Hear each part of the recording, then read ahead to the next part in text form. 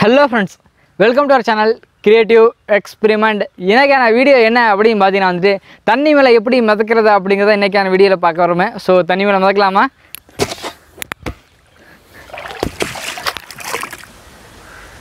இதுபோல் டியூப் வச்சுட்டு தான் தண்ணி மேலே மிதக்கணும் கண்டிப்பாக சொல்ல மாட்டேன். அவ்வளோ மொக்கையாக நம்ம கிரியேட்டிவ் எக்ஸ்பெரிமெண்ட்டில் எந்த ஜென்மத்துக்கும் வீடியோஸ் வராது. ஸோ இந்த டியூப் சப்போர்ட் இல்லாமல் எந்த இதை சப்போர்ட் இல்லாமல் தண்ணியில் எப்படி மிதக்கிறது அப்படிங்கிறத இன்றைக்கான வீடியோவில் பார்க்க வரோம். ஸோ அதை பற்றி தெரிஞ்சுக்கலாம். Let's get into video.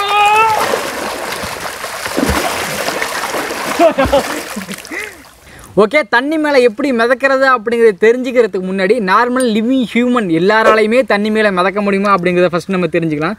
Normal living human எல்லாராலையுமே தண்ணியில் மிதக்க முடியும். அதுக்கு ஒரே வழி இருக்குது. என்ன அப்படின்னு பார்த்தீங்கன்னா வந்து இந்த டியூப் இல்லாமல் மிதக்கிறதுக்கு சொல்கிறேன். அண்ட் வாட்டரோட டென்சிட்டி நம்ம இன்க்ரீஸ் பண்ணோம் அப்படின்னா வந்து எல்லாராலுமே மிதக்க முடியும். அதுக்கு ஃபார் எக்ஸாம்பிள் ரொம்ப சிம்பிளாக சொல்லணும் அப்படின்னு பார்த்தீங்கன்னா நீங்கள் ஸ்கூல் சப்ஜெக்ட்லாம் படிச்சிருப்பீங்க. ஒரு பவுலில் வந்து தண்ணி எடுத்துகிட்டு அந்த பவுலில் ஒரு முட்டையை போடும்போது வந்து முட்டை முழுந்தி போகும். அதே பவுலில் வந்துட்டு தண்ணி இருக்கும்போது நீங்கள் சால்ட் ஆட் பண்ணிட்டு அந்த முட்டையை தூக்கி போட்டிங்க அப்படின்னா முட்டை மிதக்கும். இதுக்கு காரணம் என்ன அப்படின்னு பார்த்தீங்கன்னா வந்து அந்த பவுலில் இருக்கக்கூடிய தண்ணீரோட அளவில் வந்து நம்ம சால்ட் ஆட் பண்ணதுனால இந்த வாட்டரோட டென்சிட்டி அதிகமாகுது. ஸோ அதிகமாகிறதுனால முட்டை ஆட்டோமேட்டிக்காக மிதக்குது.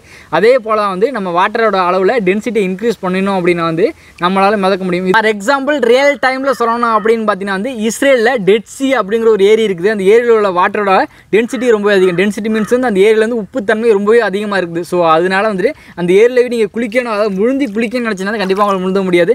அந்த அளவுக்கு வந்து அந்த டென்சிட்டி அதிகமாக இருக்கும். ஸோ ஆட்டோமேட்டிக்காக உங்களுக்கு மேலே ஃப்ளோட் பண்ணிக்கிட்டே இருக்கும்.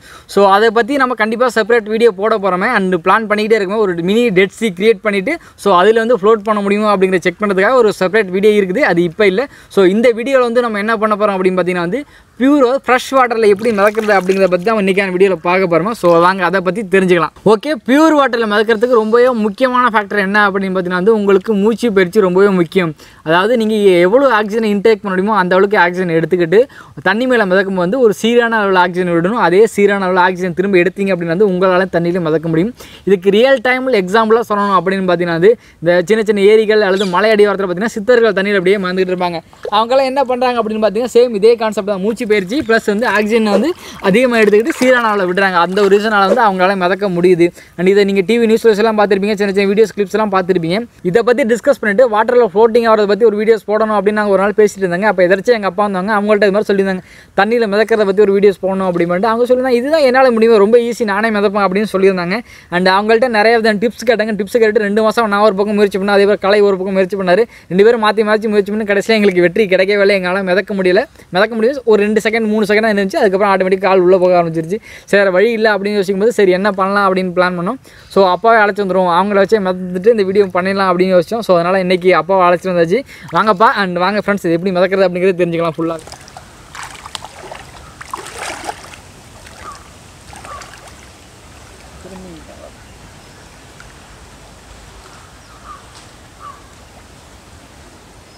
அண்ட் பார்த்தீங்க அப்படின்னா வந்துட்டு அப்பா வந்து நல்லா மூச்சு இழுத்துக்கிட்டாங்க. இப்போ தண்ணி மேலே மிதக்க போகிறாங்க. அண்ட் பாருங்கள் ஃப்ளோட் ஆகிறாங்க. எந்த வித பேக் சப்போர்ட்டுமே கிடையாது.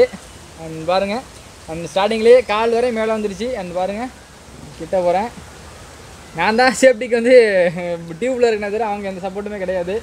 அண்ட் இப்போ வந்து பேச முடியாது. பேசினா வந்து மூச்சு வந்து அதிகம் விட்டுற மாதிரி ஆகிடும். ஸோ அதனால் பேச முடியாது. அண்ட் கான்சன்ட்ரேஷன் மிஸ் பண்ணிடக்கூடாது அப்படிங்கிறதுக்காக பேச மாட்டாங்க. அண்ட் பாருங்கள் தண்ணி தான் பார்க்கறதுக்கு கொஞ்சம் டர்த்தியாக இருக்கும். காரணம் என்ன அப்படின்னு பார்த்தீங்கன்னா வந்து இது எங்கள் வீட்டுக்கு பாசனத்துக்கு இருக்கிற தண்ணி தான். இருந்தாலுமே பார்த்தீங்கன்னா வந்து இது பக்கத்தில் தீவன பொருள்லாம் வச்சு வளர்க்குறாங்க மாட்டுக்கு வளர்க்குறதுக்காக. அண்ட் சேம் டைம் வந்து இதில் ஃபிஷ்ஷு விட்டு வளர்க்குறாங்க. ஸோ அது ஃபிஷ்ஷுக்கு அடிக்கடி தீவனம் போகிறதுனால தண்ணியோட கலர் அடிக்கடி சேஞ்ச் ஆகிட்டு இருக்கும். ஸோ அதனால் ஒன்றும் பண்ண முடியாது. தண்ணி தான் அப்படி இருக்கும். பட் நல்ல தண்ணி தான் அது. பாருங்கள் மிதந்துக்கிட்டே இருக்கிறாங்க. நான் உங்களுக்காக பிடிச்சி இழுத்துட்டு வர பாருங்க. ரொம்ப ஃபோர்ஸ் பண்ணி இழுத்துடக்கூடாது, அவங்களுக்கு வந்து பேலன்ஸ் பண்ண முடியாமல் போயிடும். ஸோ அதனால் வந்துட்டு பாருங்கள் எந்த வித ஃபேக்டுமே கிடையாது இதில். அண்ட் ஜஸ்ட் வந்தாங்க அண்ட் தண்ணிக்குள்ளே இறங்கினாங்க, மூச்சை இழுத்தாங்க அண்ட் வந்து மிதக்க ஆரம்பிச்சிட்டாங்க. அது லைக் வந்து ஒரு யோகாசனம் மாதிரி தான் இதுவும். பட் இது நேச்சுரலாக எங்களுக்கு வந்து ட்ரை பண்ணி வந்துடுச்சு அப்படின்னு சொல்கிறாங்க. பட் யார்ட்டையும் கற்றுக்கலாம் இல்லையா, யோகா மாதிரி தான் இதுவும். ஒன்று மிதக்கிறாங்க பாருங்கள். ஓகே, உங்களுக்காக இழுத்து கட்ட பாருங்க. கரைக்கு வந்துட்டாங்க ஆளை மோதி. ஸோ இப்போ தண்ணி தண்ணிக்கு எடுத்துகிட்டு போகிறோன்னா மெதுவாக தான் எடுத்துகிட்டு போகணும், வேகமாக எடுத்துகிட்டு போயிடக்கூடாது. ஓகே அண்ட் பாருங்கள் வாவ் இது மாதிரி தான் ட்ரை பண்ணி பார்த்தா 2-3 நாள் ஆச்சு, 2-3 மாதமாகவே. பட் எங்களால் முடியலை. அவங்க வந்தாங்க இறனாங்க, ரொம்ப ஈஸியாகவே பண்ணி முடிச்சிட்டாங்க. அண்டு பாருங்கள், இது அடிக்கடி பண்ணிகிட்டே இருந்தோம் அப்படின்னா வந்து நமக்கு வந்து ஒரு ரிலாக்ஸேஷனாக மைண்டு ஃபீல் ஆகும். அண்டு ஃப்ரெஷ்ஷாக ஆக்சிஜனை உள்ளே எடுத்துக்கிறதுனால வந்து நுரையீரலுக்கு நல்லது அப்படிங்கிற சொல்கிறாங்க. இங்கே பாருங்கள், ஏதோ காற்றடிச்சு போகும் மாதிரி நான் பாட்டு இழுத்து விளாண்டுக்கிட்டு இருக்கிறேன்.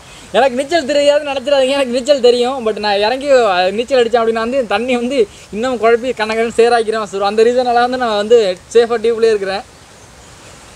பாருங்கள், பேலன்ஸ் கிடைக்கல அப்படிங்கிறத சின்னதாக வந்து கையை மூவ் பண்ணுறாங்க. நான் வேகமாக இழுத்துட்டோம் இருக்குது. பாருங்கள், ஏர் பேக்கெலாம் இது வச்சிடலைங்க, ஜஸ்ட் வந்து இது நேச்சுரலாக உள்ளது தான். மூச்சு பயிற்சி தான் இது காரணம் முக்கியமாகவே.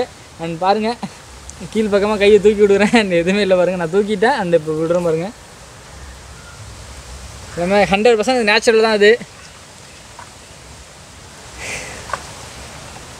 உங்களாலையும் கண்டிப்பாக பண்ண முடியும். நீங்கள் மூச்சு பயிற்சி ப்ராக்டிஸ் பண்ணிங்க அப்படின்னா வந்து உங்களாலையும் பண்ண முடியும். என்ன வந்து நுரையீரலுக்கு போகிற வந்து காற்றை வந்து அதிகமாக எடுத்துக்கிட்டு சீரான அளவில் விடணும். எடுத்தோன்னு அப்படி விடாமல் இதானா விட்டிங்க அப்படின்னா வந்து உங்களால் எல்லாராலையும் மிதக்க முடியும். இதோட நெக்ஸ்ட் லெவலாக என்ன அப்படின்னு பார்த்தீங்கன்னா வந்து இன்னமும் மூச்சு பயிற்சி நல்ல லெவலில் எடுத்துக்கிட்டோம் அப்படின்னா வந்து நம்ம வந்து கை காலெல்லாம் மடக்கிட்டு இப்படியே மிதக்கலாம் அப்படிங்கிறத சொல்கிறாங்க.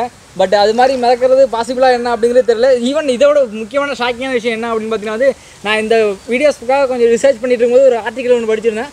அப்போ என்ன சொல்லியிருந்தாங்க அப்படின்னா வந்துட்டு மூச்சு பயிற்சி வந்து எக்ஸ்ட்ரீம் லெவலில் நம்ம கண்ட்ரோல் பண்ணோம் அப்படின்னா வந்து தண்ணி மேலே நடக்கலாம் அப்படின்னு சொல்கிறாங்க.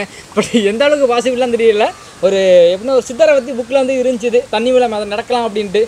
பட் இதுவரை யாரும் அது மாதிரி நடந்தது கேள்விப்பட்டதே கிடையாது. அண்ட் நடக்க முடியாதுன்னு தான் நினைக்கிறேன். இருந்தாலும் சித்தர்கள் நடந்திருக்காங்க அப்படி சொல்கிறாங்க. அது எந்த அளவுக்கு உண்மை அப்படிங்கிறது தெரியல. இது ஆண்டவனுக்கு தான் வச்சோம். அண்ட் பாருங்கள், நல்லாவே ஃப்ளோட்டாக ஆரம்பிச்சிட்டாங்க. எவ்வளோ நேரம் தண்ணியில் இருக்காங்களோ இருக்க வந்து பாடியோட லெவல் வந்து மேலே போயிட்டே இருக்கும். அந்த ஸ்டார்டிங்கில் பார்த்தீங்க அப்படின்னா வந்து தலை மட்டும் கொஞ்சமாக தெரிஞ்சுது, அந்த வயிறு பகுதி கொஞ்சமாக தெரிஞ்சுது. இப்போ பாருங்கள், அடுத்தது லெவல் மூவ் ஆகிடுச்சு. எனக்கு பாருங்கள், காலெலாம் இப்போ நல்லா வேலை தெரிய ஆரம்பிச்சிருச்சு. ஓகே ஃப்ரெண்ட்ஸ், அப்பா தண்ணியில் மிதக்க ஆரம்பிச்சு கிட்டத்தட்ட 20 நிமிஷமே தாண்டி ஆகிடுச்சு. அண்ட் இன்னமும் தண்ணியில் மிதந்துட்டுருக்காங்க. இதுக்கு மேலே அப்பா கஷ்டப்படுத்த வேண்டாம்னு நினைக்கிறேன். ஸோ இதோட வீடியோவை முடிச்சுக்கலாம். அண்ட் போதும்ப்பா, கரையேறிடுங்க. அண்ட் போதும் காய்ஸ், அந்த மிதக்கிறத பற்றி ஒரு டீட்டெயிலாக தெரிஞ்சிருப்பீங்க அப்படின்னு நினைக்கிறேன். அண்ட் இப்போ கரையேறுங்கப்பா. மூச்சு பயிற்சி தான் ரொம்ப முக்கியம். அண்ட் இப்போ வந்து அப்பா கரையேறும்போது வந்து அவங்க எதுவும் ஏர் பேக்கில் வச்சுருக்காங்க, நீங்களே செக் பண்ணி பார்த்துங்க. அண்ட் ஃபுல்லாக திரும்பி காட்டிடும்ப ஒரு தடவை கேமராக்காக.